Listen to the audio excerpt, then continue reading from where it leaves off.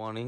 Actually গতকাল আমরা বারেলি এসে পৌঁছেছিলাম ওই সন্ধ্যা 7টার দিকে একটা রুম নিয়েছিলাম এইখানটায়। হোটেলটার নাম আমি দেখাচ্ছি, এটা অ্যাকচুয়ালি ওয়ো থেকে নিয়েছিলাম। তো ঠিকঠাক সবই ছিল, এখন সব ছড়ানো ছুটানো আছে, গোছাচ্ছি। বাজে সকাল 7টার মতো। এরপরে আমরা বেরিয়ে টুয়ার্ডস আজকে বেনারস অব্দি যাওয়ার ইচ্ছা আছে, তারপরে কালকে আমরা কলকাতা পৌঁছাবো। আমরা একদিনেই চক্রী থেকে নেমে হলদোয়ানি থেকে বারেলি প্রায় 103 কিলোমিটার রাস্তা, ওইটা কভার করেছিলাম। আর ওইদিকে করেছিলাম 200 কিলোমিটার চক্রী থেকে হলদোয়ানি। দুই দাদা উঠে পড়েছে, আমি এখনও ঝিমুচ্ছি। এবারে উঠবো, উঠে রেডি হবো। বাজে এখন সকাল 8টা। আমরা এবারে বেরাবো এখন, কেননা পুরো চারদিকটা ফগ হয়ে আছে। ফগ প্রেডিকশান ছিল রাস্তায়।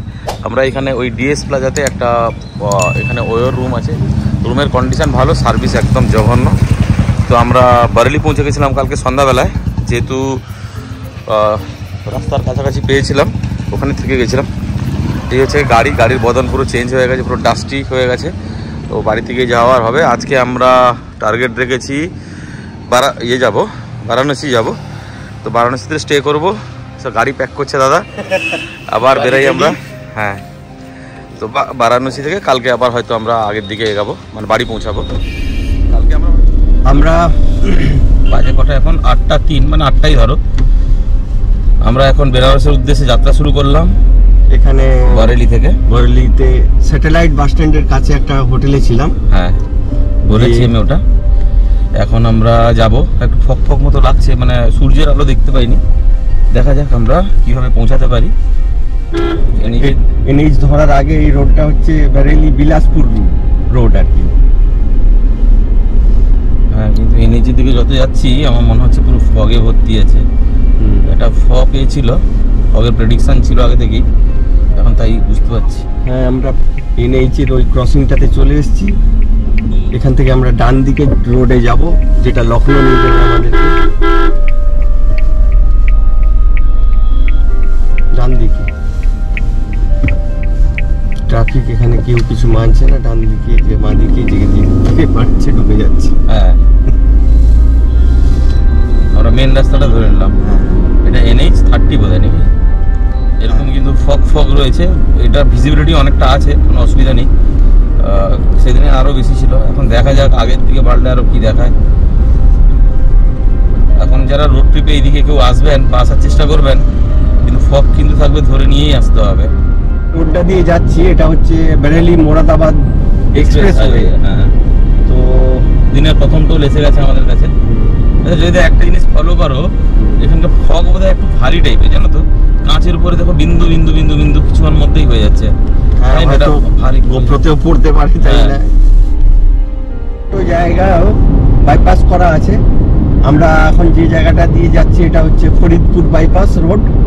গিয়ে আবার আগে ফরিদপুর থেকে ভেতর দিয়ে যে রাস্তা যাচ্ছে, গিয়ে ওই রাস্তায় মার্চ হয়ে যাবে। আমাদের সামনে একটা লাল রঙের বাস যাচ্ছে, ইউপির বাস, ইউপি গভর্নমেন্ট। টানছে দাদা। এই ছোট ছোট জায়গাগুলো করে দাঁড়াচ্ছে না, হয়তো লং ডিস্টেন্সের বাস হতে পারে।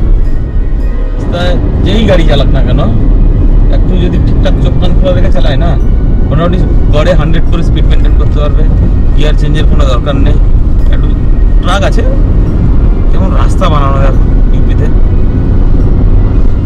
আর আমাদের ওখানে ফ্লাইওভারে আবার 3 লেন হয়ে গেছে, 3 লেনেরও বেশি। আমরা মোটামুটি বেরিয়ে 8টায় বেরিয়ে এখন 9টা বাজে, 80 কিলোমিটার মতো কভার করে ফেলেছি। 1 ঘন্টায় 80 কিলোমিটার স্পোকেন। বাজে এখন 9:30 প্রায়। আমরা ছুটে চলেছি, অনেকটা কভারও করেছি, কিন্তু এদিকে এখনো ফগ কিন্তু পুরো রয়েছে। সূর্য এখনো দেখিনি। ফগ থাকলেও ভিজিবিলিটি আছে। আর ট্রাফিকও এই রাস্তায় ভালোই চলে, ট্রাকও আছে, অন্যান্য গাড়িও আছে। একটু জঙ্গল মতো এরিয়া এসছে, একটা জঙ্গলের মধ্যে ঢুকেছি। জয়দীপরা দেখছি কিসের জঙ্গল, গুগল তো দেখাচ্ছে একটা জঙ্গলের মধ্যে, জঙ্গল মানে গাছপালা ঘেরা জায়গার মধ্যে দিয়ে যাচ্ছে। এতক্ষণ কুয়াশা কিন্তু আরো বেড়ে গেছে। হ্যাঁ, গাছপালা থাকার জন্য এটা হয়তো হয়ে থাকবে অনেকটাই। আপনারা সামনেই দেখতে পাচ্ছেন যে আগে যেটা 1 কিলোমিটার ভিজিবিলিটি ছিল, এখন 500 মিটারে হয়ে গেছে ওটা প্রায়। 9:30 বাজে এখনো। ইউপির উপর দিয়ে যাচ্ছি আমরা, এরকম এখন অব্দি সূর্য দেখলাম না। ফগ করছে দেখো কাছের পরে, দেখাও যাবে। শুধু নয়, ওটা জলবিন্দুতে পরিণত হয়ে যাচ্ছে, ফোটা ফোটা বৃষ্টির মতো হয়, ঘন কুয়াশা। আর এটা ইউপির ওই জং বাহাদুরগঞ্জের কাছাকাছি, তো পুরো দেহাত এরিয়া। ওপাশে আখের খেতি টেতি হয়েছে, আখ সরষে, ঠান্ডাও এখানটা বেশ ভালোই, মানে জুথু হয়ে সব আগুন পোহাচ্ছে। হ্যাঁ, ডিসেম্বরে 9:30 বেজে গেছে, তাও আমরা বুঝতে পারছি না 9:30 বেজেছে বলে, সূর্য তো দেখিনি এখনো। আর আমরা গাড়ির মধ্যে থাকার জন্য ওই ঠান্ডাটাকে ফিলও করতে পারছি না, কিন্তু লোকজনকে যেভাবে দেখছি, হ্যাঁ মোটামুটি অনেকটাই 100-র উপরে। 40-45 সেকেন্ড টোল পেলাম আমরা, একটা বড় টোল গেট। আমাদের এবার একটা চা খাওয়ার ব্রেক নিতে হবে, বাট এটা মোগলগঞ্জ টোল গেট। চলে এসেছি প্রায় 150 কিলোমিটার বারেলি থেকে টুয়ার্ডস লখনৌ, দিয়ে একটু চা খাবো। এই ধনপাল মিষ্টান্ন ভান্ডারে দাঁড়িয়েছি। এই যে আমার ধন্য একটু পুরো ডাস্টি হয়ে গেছে, বাট খুব নাস্টি পারফর্ম করছে, অসাধারণ পারফর্ম করছে, কোনো অসুবিধা নেই। 13-13.5 করে মাইলেজ পাচ্ছি মোটামুটি, ফগ রয়েছে, তো কোনো অসুবিধা হচ্ছে না চালাতে। মোগলগঞ্জ খিরিতে টোল প্লাজা পেরিয়েই আমরা একটা মিষ্টান্ন ভান্ডার ছিল, ওখানে চা, ব্রেড পকোড়া আর একটা মির্চা বড়া খেলাম, খেয়ে এবার চলছি আগে লখনৌর দিকে। এখনো কিন্তু সূর্যের দেখা নেই, হ্যাঁ 10:13 বাজে। লখনৌর আগে বড় জায়গা আগে দেখছি মাহলি আছে আর সীতাপুর। সীতাপুর থেকে তো লখনৌর রাস্তা আমরা মোটামুটি কমনই, আসার সময় ওই রাস্তা দিয়ে এসেছিলাম। আমার মনে হয় না যে আজকে সূর্য উঠবে, কিন্তু আখের আর সর্ষের ক্ষেত, আমরা একটু উঁচুতে আছি বলে বোধহয় কিছুটা আসবে।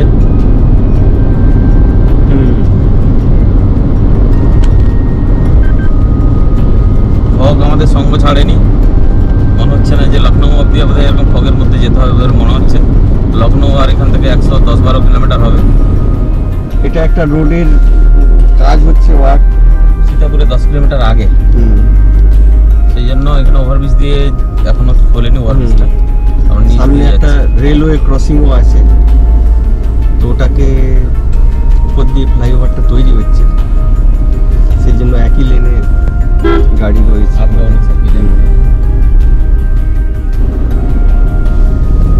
আমরা সীতাপুরের পৌঁছে গেছি, কিন্তু আমরা এখান থেকে একটা বাইপাস রাস্তা আছে, ওটা ধরে নেব। এই সোজা রাস্তায় চলে গেলে সীতাপুর পড়বে, কিন্তু আমরা ডান দিকে চলে যাব। ট্রাকটা সামনে আমাদের যেদিকে যাচ্ছে, এটা লখনৌ দিকে নিচ্ছে। হ্যাঁ, ওটা গিয়ে এর ভেতর দিয়ে আবার ওই রোডকেই মিলাবে।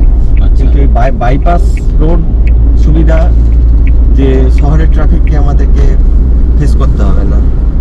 ডান দিকের যে ফ্লাইওভার দিয়ে উঠে চলে গেছিলাম, ওই তো এই ফ্লাইওভারটা দিয়ে হ্যাঁ উঠে চলে গেছিলাম। এখান থেকে লখনৌ মোটামুটি 75-76 কিলোমিটার। এর দিনে 3 নম্বর টোল।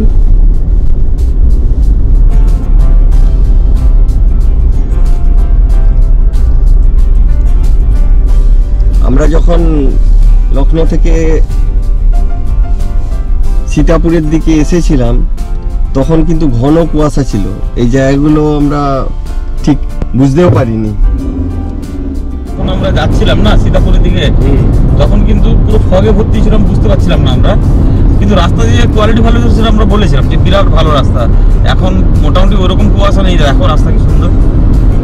রাস্তা এবারে তো আমরা সামনের গাড়ি ট্রাক ছাড়া কিছুই দেখতে পাচ্ছিলাম না। গাছপালা আছে, প্রচুর গাছপালা, আম বাগান, তারপরে আবার ক্ষেত, ঘরবাড়িও কম বেশি আছে, মানে বোরিং নয়, বেশ সুন্দর রাস্তা। হয়তো ট্রাক একটু বেশি কিংবা, কিন্তু সেটা একটা ছোট্ট জঙ্গল মতো এরিয়া পেরিয়ে এলাম আমরা।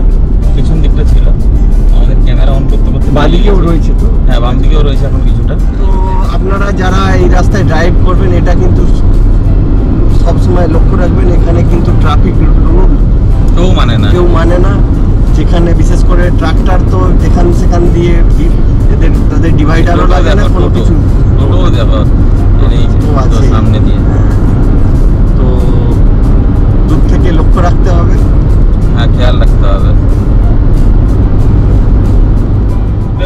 সিধৌলি। সিধৌলি পেরাচ্ছি, সিধৌলি মেন শট বাম দিকে। আজকের দিনে 4 নম্বর টোল গেটে আমরা পৌঁছে গেছি। এটা 95 টাকা দেয়। ইটিজা টোল প্লাজা। এখান থেকে লখনৌ 17 কিলোমিটার।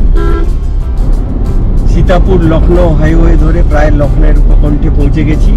এই বাঁধারে কত সময় লাগলো গো আমাদের? মনে হয় টোটাল ওখান থেকে বারেলি থেকে লখনৌ সকালবেলা আমরা বেরিয়েছি 8টার সময়, এখন 11:55। মানে 4 ঘন্টায় ধরো তুমি। হ্যাঁ, 4 ঘন্টায় মোটামুটি পৌঁছে গেছি লখনৌ।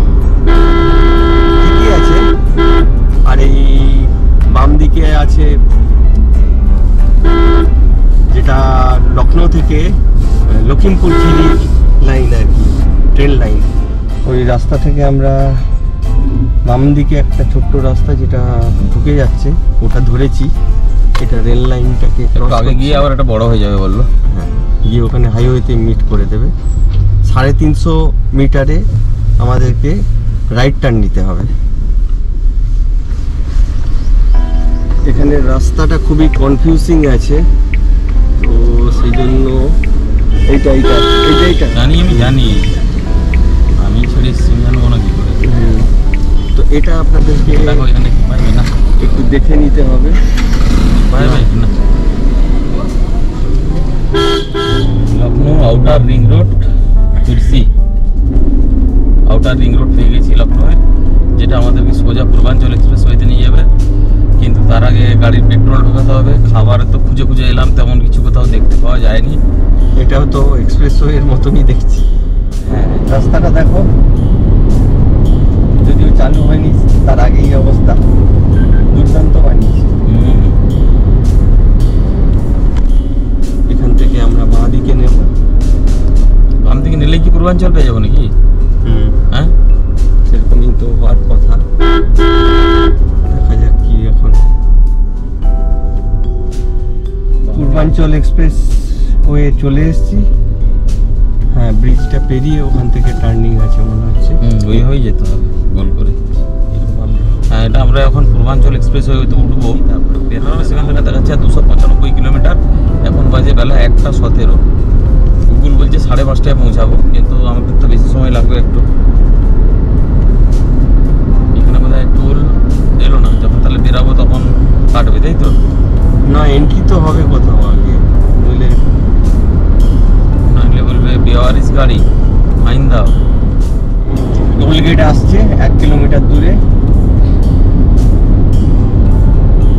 এন্ট্রি হয়ে যাবে। এন্ট্রি তো হবো, কিন্তু ওয়েদারটা দেখো তুমি, পুরো ধুন্দা ওয়েদার একদম। 1:22 বাজে, এখনো চারদিকে পুরো ধোঁয়া ধোঁয়া হয়ে আছে। একটু আলো বেশি হয়েছে, এর আগে তো আরো বেশি অন্ধকার মতো ছিল।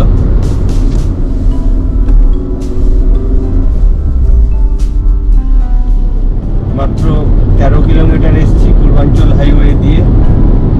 কুয়াশা কিন্তু একই রকমই রয়েছে। তিন রাস্তা থেকে আমরা নেমে রিফ্রেশমেন্ট পয়েন্টে এলাম। এখানে ফুয়েল ভরবো, হাত পা ধোবো, টিফিন সঙ্গে আছে খেতে পারি, বা উপরে উঠে আবার খাবো। আবার মেঘে আরো কুয়াশায় আরো ঢেকে যাচ্ছে। এখানে সবকিছু একসাথে আছে। এখানে সবকিছু অ্যাভেলেবেল, সিএনজি ফিএনজি এভরিথিং। রেস্ট রুমও আছে বলছে। ইন্ডিয়ান অয়েলের পাম্প।